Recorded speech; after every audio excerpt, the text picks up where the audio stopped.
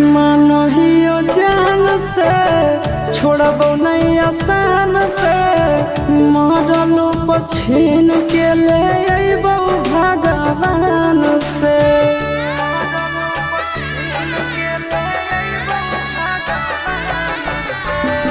मानहियो जान से छोड़बो नहीं आसान से मरलो पछीन के ले अइबो भगवान से।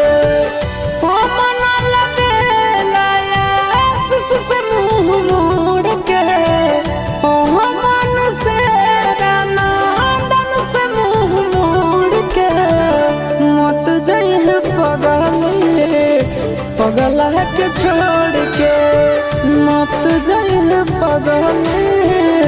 पगला के छोड़ के।